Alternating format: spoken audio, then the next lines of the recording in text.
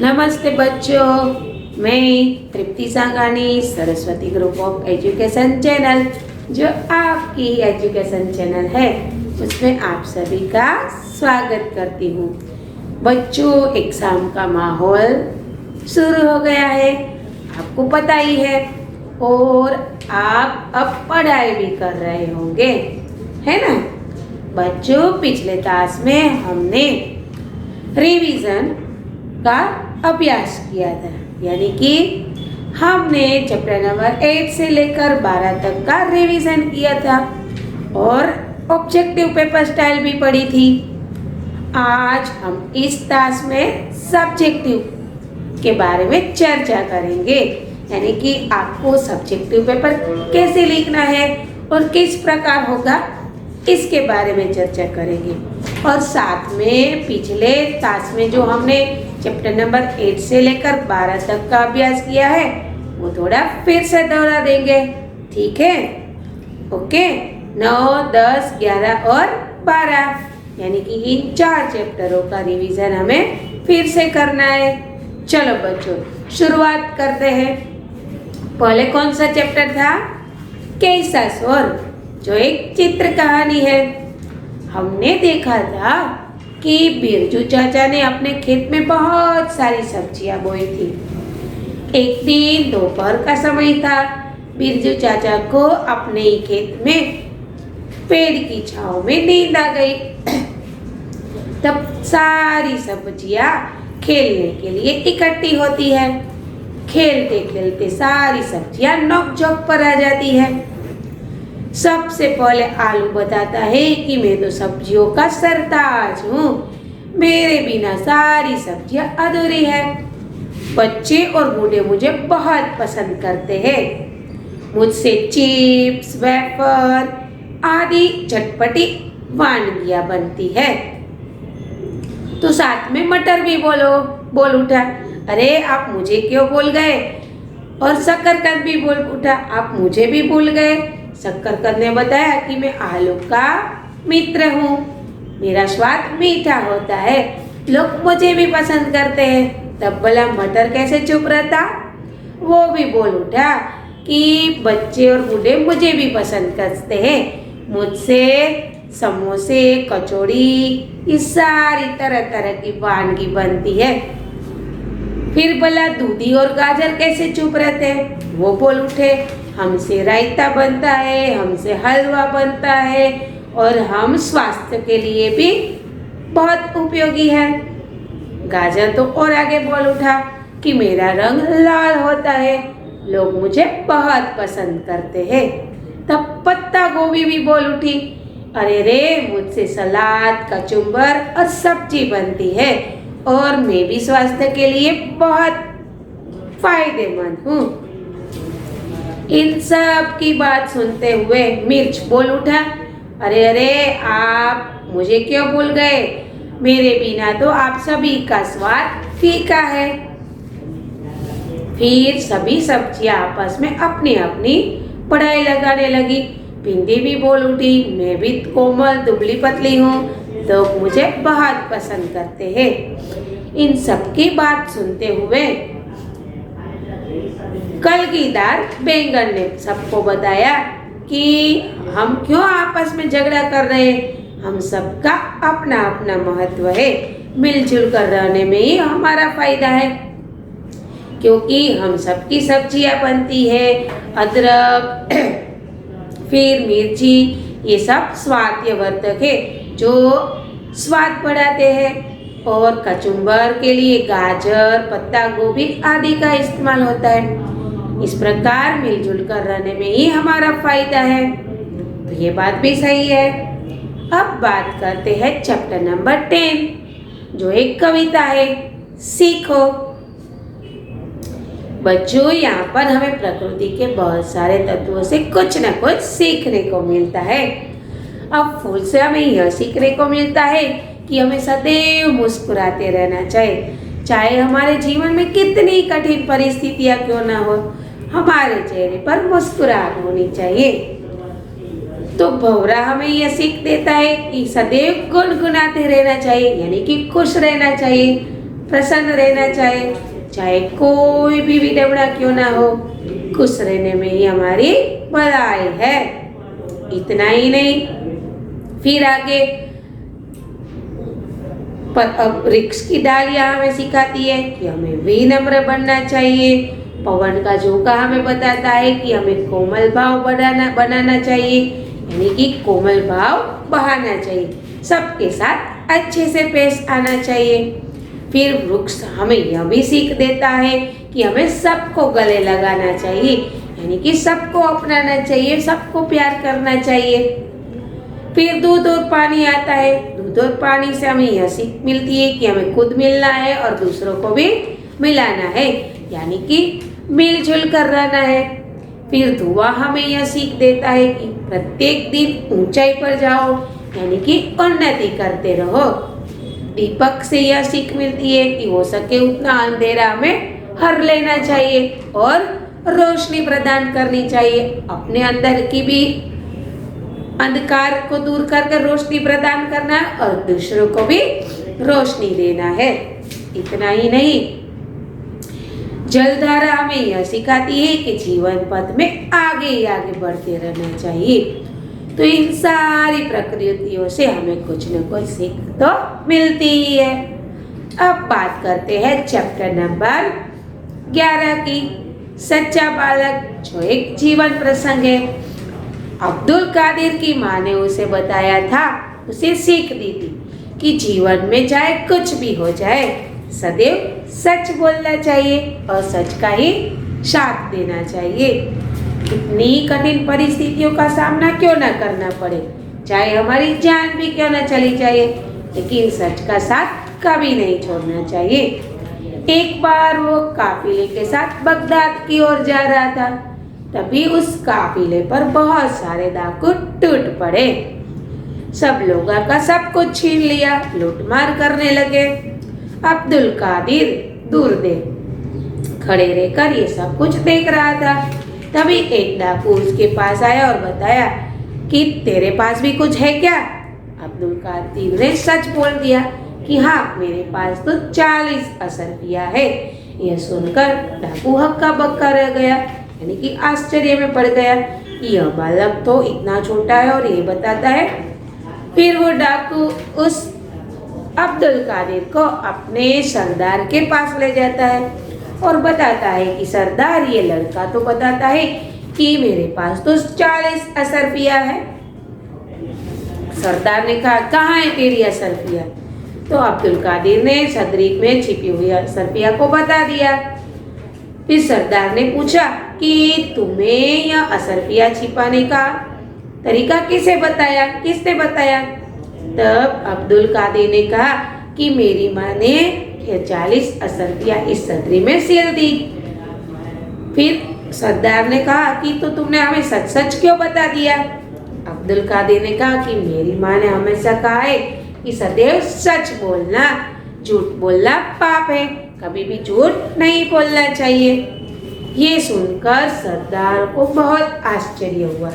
वो सोच में पड़ गया कि ये बच्चा कितना छोटा है, फिर भी अपनी माँ का कहना हुआ कितना मानता है, और एक हम है कि ईश्वर के बताए हुए नेक रास्ते पर नहीं चलते और लूट मार करते हैं। फिर तभी से सरदार ने यह तय किया कि आज से हम कभी भी लूटमार नहीं करेंगे। तो यह बात हुई चैप्टर नंबर 11 की। अब बात करते हैं चैप्टर नंबर 12, दुमदुमा गांव। बच्चों, दुमदुमा गांव में पानी की बहुत कमी थी। वहाँ के लोग इस पानी को दूर करने की बहुत कुछ सोच रहे थे, लेकिन वो कुछ नहीं कर पा रहे थे। बच्चों को पानी में नहाना था, तैरना था, खेलना था, लेकिन कैसे करें? एक दिन सभी बच्चे मैदान में इकट्ठे हुए और इस पानी की कमी को दूर करने का प्रयास करने के लिए सोचने लगे। प्रत्येक ने अपना अपना उपाय दिखाया, लेकिन रजिया ने कहा क्यों ना हम एक बड़ा सा खड्डा खोदे जिसमें ये बारिश का पानी आएगा और वहां पर भर जाएगा, वो हमें काम भी आएगा। सब ने रजिया की बात मान ली और बच्चे फावड़ा कुड़ाई ये सारी चीज लेकर आ गए और धीरे धीरे कर कर गड्ढा खोदने लगे। उसे देखकर गांव के सदस्य भी उसकी सहायता करने लगे और धीरे धीरे एक बड़ा सा तालाब बन गया। अब बारिश का पानी उसमें जमा हो गया, बच्चे उसमें नहाने लगे, कूदने लगे और खेतों की सिंचाई भी होने लगी। इस प्रकार पानी की समस्या दूर हो गई। तो बच्चों यहाँ पर ये 4 इकाई का रिवीजन खत्म होता है और मुझे आशा है कि आपको ये समझ में भी आ गया होगा। चलो अब हम सब्जेक्टिव पेपर स्टाइल की ओर आगे बढ़ते हैं। आपके पेपर में 2 विभाग होंगे। पहला विभाग होगा ऑब्जेक्टिव का जो 40 मार्क का होगा, जिसे हमने पढ़ लिया। अब बात करते हैं सब्जेक्टिव पेपर की, यानी कि सब्जेक्टिव विभाग की, वो भी 40 मार्क का होगा। चलो देखते हैं। पहला प्रश्न होगा, एक वाक्य में उत्तर दीजिए। यहाँ पर मैंने 4 प्रश्न लिए हैं। आपकी एग्जाम में 6 मार्क के प्रश्न होंगे, यानी कि 6 प्रश्न होंगे। आपको उससे अच्छे से पढ़ना है, फिर सोच समझकर उसका सही उत्तर देना है।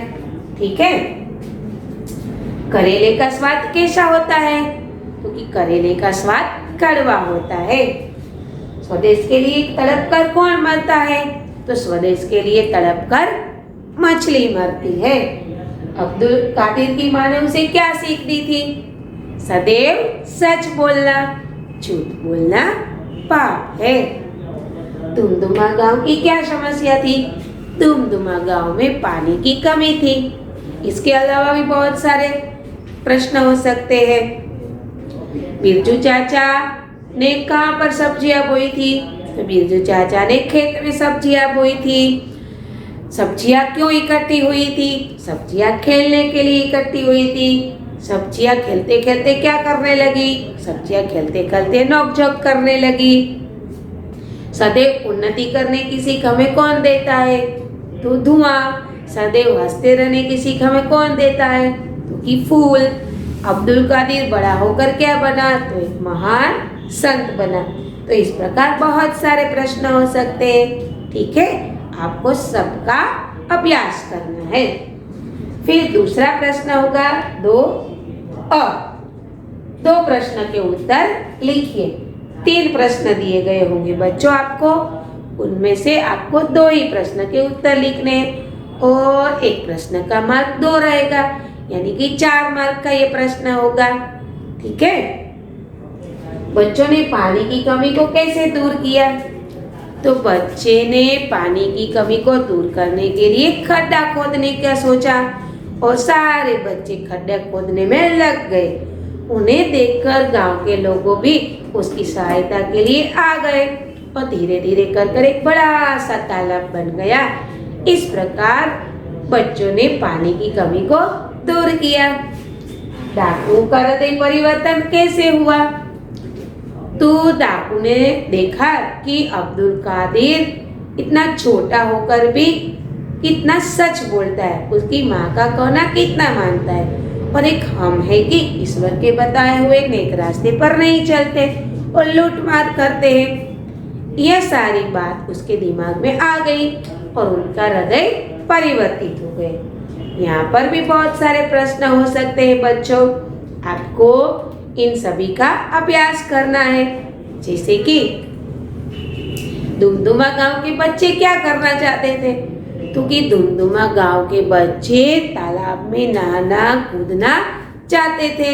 वो भी यह चाहते थे कि प्रत्येक गांव की तरह उसको भी गांव में बहुत सारा पानी हो, जिसमें वो अपना आनंद कर सके, अपना बचपन बिता सके, है कि नहीं? यस। और यह भी प्रश्न हो सकता है कि काफिले पर डाकू टूट पड़े और उन्होंने क्या किया? तो कि काफिले पर डाकू टूट पड़े और सभी लोगों के पास से जो जो चीज थी उन लोगों ने ले ली, और वहाँ पर एक अब्दुल कादिर नाम का लड़का था, उसको भी उन्होंने छोड़ा नहीं। तो ये सारे प्रश्न आप ले सकते हैं, इनका अभ्यास कर सकते हैं। चलो अब प्रश्न होगा प्रश्न नंबर ब। समानार्थी शब्द लिखिए, इनके भी 2 मार्क होंगे। यहाँ पर 4 समानार्थी शब्द होंगे, प्रत्येक का आधा आधा मार्क होगा। मैंने यहाँ पर 2 लिए हैं। पानी यानी कि जल, प्रार्थना यानी कि उपासना, विलोम शब्द यानी कि विरुद्धार्थी शब्द हो गए 2 मार्क्स के, वो भी 4 हो गए, आधे आधे मार्क्स के। मैंने यहाँ पर 2 लिए हैं। शांत तो कि अशांत, कम तो कि ज्यादा। अब बात करते हैं मुहावरे की। 2 मुहावरे दिए गए होंगे, आपको मुहावरों का अर्थ लिखकर वाक्य प्रयोग करना है। मैंने यहाँ पर 1 लिया है। गले लगाना यानी कि प्यार करना, शीश झुकाना यानी कि विनम्र बनना। ठीक है, ये बहुत सारे मुहावरे हो सकते हैं, आपको इनका अभ्यास करना है। फिर प्रश्न होगा ये किसने किससे कहा, आपको सोच समझ कर उत्तर देना है। तुमने इसका पता क्यों बता दिया, यह वाक्य कौन बोलता है और किसे कहता है, तो ये वाक्य डाकू बोलता है और अब्दुल कादिर से कहता है। ठीक है, चलो। क्यों ना हम एक बड़ा सा खड्डा खोदे, यह वाक्य कौन बोलता है, तो कि रजिया बोलती है और अपने दोस्तों को कहती है। फिर होगा शब्द पर से वाक्य बनाकर लिखिए, इनके भी 2 मार्क्स होंगे। 2 शब्द दिए गए होंगे, मैंने यहाँ पर 1 लिया है, जैसे कि बारिश, क्योंकि बारिश में नहाने का बहुत मजा आता है। बहुत सारे यहाँ पर शब्द दिए गए होंगे। पानी, क्योंकि पानी जीवन का अमूल्य रत्न है। फिर पाठशाला, क्योंकि पाठशाला में हम पढ़ाई करने जाते हैं। फूल, तो फूल रंग बिरंगी होते हैं। इस प्रकार बहुत सारे शब्द हो सकते हैं। अब आता है व्याकरण। प्रश्न 3 असंज्ञा, प्रश्न 3 ब विशेषण, प्रश्न 3 क्रिया और ड होगा गुजराती यानी कि मातृभाषा में अनुवाद कीजिए। पहला है संज्ञा। निम्नलिखित वाक्यों में से संज्ञा पहचानिए। यह भी हो सकता है, फिर यह भी हो सकता है कि इन शब्दों को उनके सही बॉक्स में पहुंचाइए। यह भी हो सकता है कि भाई निम्नलिखित संज्ञा का एक वाक्य लिखिए, एक उदाहरण लिखिए, जैसे कि जातिवाचक संज्ञा, तो आप लिख सकते हैं पेड़ हमें छाया देते हैं। यह भी हो सकता है द्रव्यवाचक संज्ञा का एक उदाहरण दीजिए, तो कि पेट्रोल का भाव बढ़ गया है। ठीक है, अब बात करते हैं विशेषण की। निम्नलिखित वाक्यों में से विशेषण पहचानिए, जैसे कि मछली बहुत सुंदर है, तो यहाँ पर सुंदर विशेषण है। यह भी हो सकता है कि गुणवाचक विशेषण का कोई उदाहरण दीजिए, जैसे कि टमाटर लाल होता है, तो इस प्रकार कुछ भी हो सकता है। आपको इन सब व्याकरण का अभ्यास करना है। अब दिया गया है क्रिया। निम्नलिखित वाक्यों में से क्रिया पहचानिए, यहाँ छाटिए, जैसे कि मैं पढ़ा रही हूँ, तो पढ़ा रही हूँ तो रही हूँ यह क्रिया है। मोहन खाना खा रहा है, तो खा रहा है वो क्रिया है, खाने की क्रिया है। आप पढ़ रहे हैं, तो यहाँ पर पढ़ना यह क्रिया है। ठीक है, पढ़ने की क्रिया है। अब गुजराती यानी कि मातृभाषा में अनुवाद कीजिए, जैसे कि दुमदुमा गांव में पानी की कमी थी, तो तेનું ગુજરાતી થાય दुमदुमा ગામમાં પાણીનો અભાવ હતો, એ પાણીની અછત હતી। ओके, आपको मातृभाषा में अनुवाद करना है।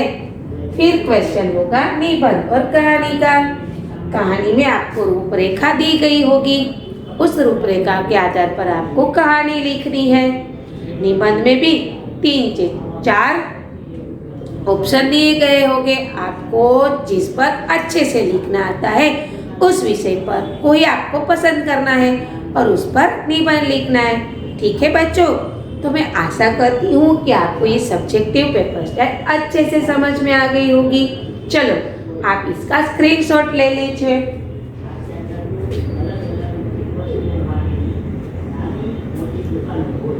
अब बच्चों हम नेक्स्ट लेक्चर में मिलेंगे, चैप्टर नंबर 13 से 16 तक का अभ्यास करेंगे। ठीक है, ऑब्जेक्टिव पेपर स्टाइल वहाँ पर भी मैं समझाऊंगी। तब तक के लिए अलविदा, बाय बाय, थैंक यू।